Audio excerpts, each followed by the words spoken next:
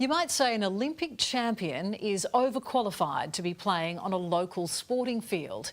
And in Elia Green's case, you're probably right. But for the former women's rugby sevens star, it is the perfect place to be. Elia has returned to the sport as a man, playing against other blokes. I can't believe I've done this. I can't believe I'm doing this. Here goes the green machine.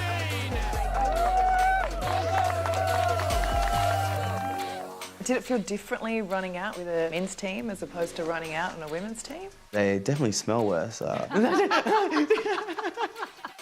don't think I ever really changed. This has always been me.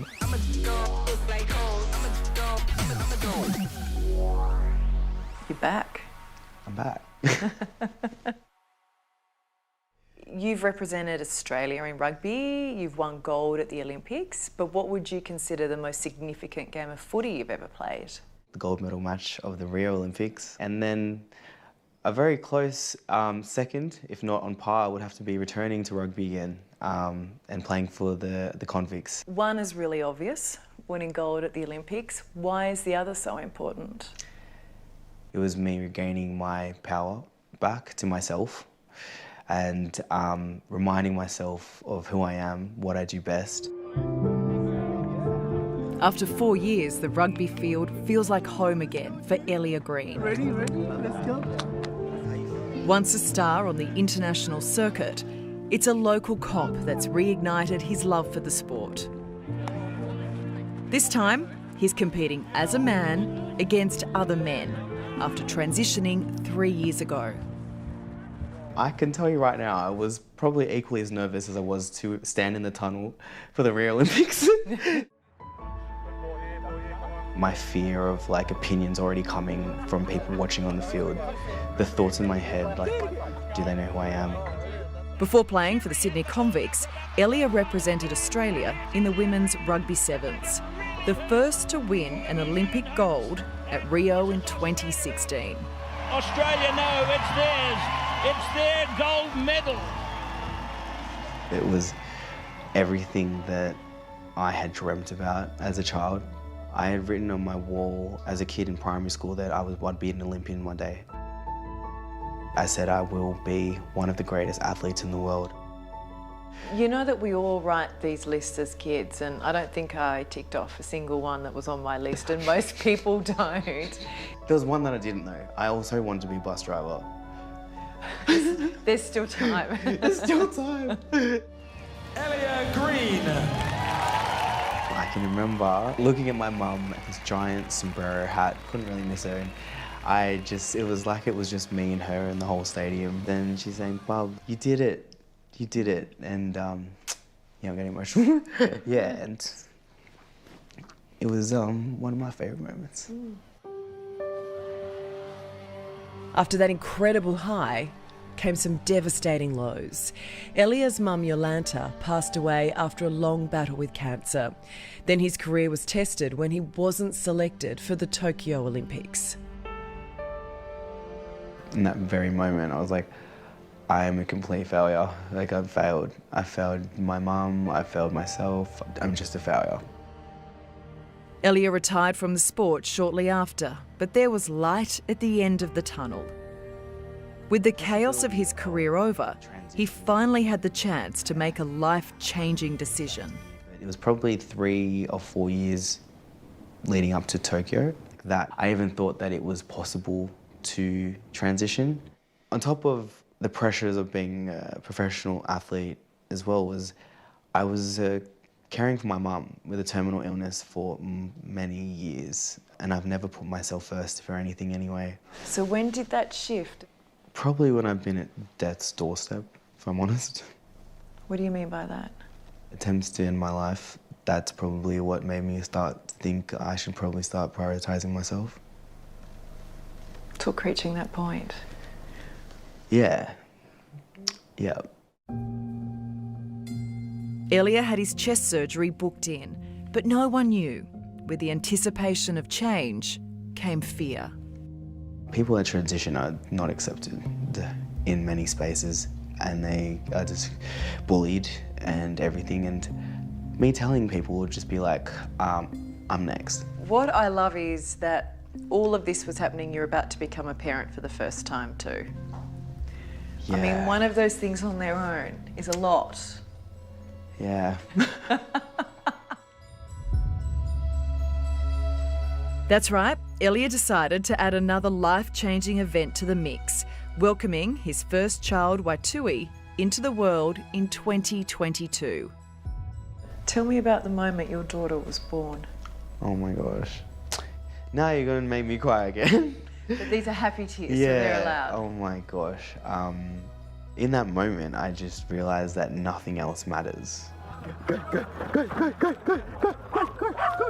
I went from, I felt like I'd lost everything and I was a complete failure, to nothing else matters. I'm constantly just reminding myself, like, what do I want Waitui to see me as? What kind of father, what kind of role model? And what's the answer to that?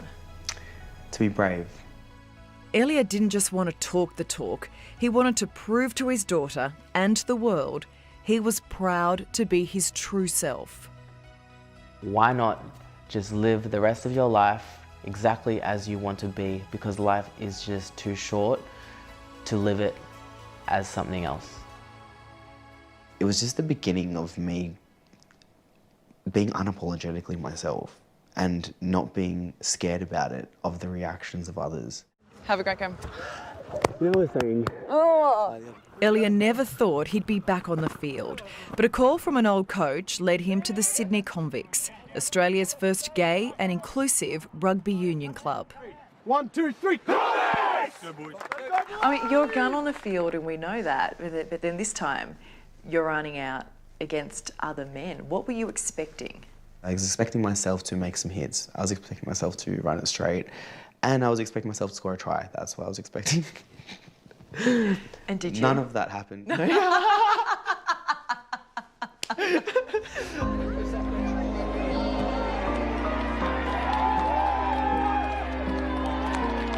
But it has happened since, and more than once. How is it having Elliot on the team? Yeah, he's been great. He's bloody rapid. So it's good to have some pace. It's just so nice having the confidence when you throw the ball out wide, someone's going to catch it and just burn down the line. It's pretty cool. So he's as good as he says he is? I don't know about that. No, he's awesome. So now that you're competing in men's competition, Yeah. have you caught backlash, like you shouldn't be allowed to because you were a woman? No, I haven't. What I've noticed is that people online have more of a problem against trans women. I mean, the only thing that they're saying is that, like, I'm going to get hurt. How are you going to handle being hit by a man? But I'm like, have you seen some of the athletes that play the Seventh Circuit? The ribs are exposed and Shani Williams takes a shot. Obviously not, because playing against these athletes has given me all the preparation I need to go up against a 100-kilo bloke. Because I mean, the argument then we hear with men who've transitioned to women is that they have that unfair physical advantage in contact sport. It's a safety issue. Do you think there's merit in that? And this is it's one of those conversations that we always need to have with, I think, kindness and support, which is often missing when this conversation comes up. It is, Ali, yeah, and that's why I'm very careful when talking about this topic. It is a very touchy subject, obviously, but I won't speak on matters that concern a trans woman because I am not a trans woman myself. Do you think it's harmful having an opinion on whether trans women compete against other women at this point? Where a lot of this harm is coming from is the unknown. People can have opinions, but if it's at the cost of someone's life, identity and self, like what good is that doing? So to answer the question, like, trans people should be able to play sport, like, yes, take away trans, like, should a person be able to play sport? Yes. It's a human being. He's just inspiring and just so motivated to do whatever he can do to be better. The best thing to do is just show up and be yourself, and he's doing exactly that. So who is Elliot Green now? Elliot is a kind person. a father, a leader. I just hope that anything that I've shared can inspire someone, give them hope, just to know that the greatest thing you can do is to love yourself and be proud of it. Yeah. Yeah, and you should be proud of yourself, Elia. An incredible comeback. And if you or someone close to you needs help, there is support. Contact Lifeline 13 11 14.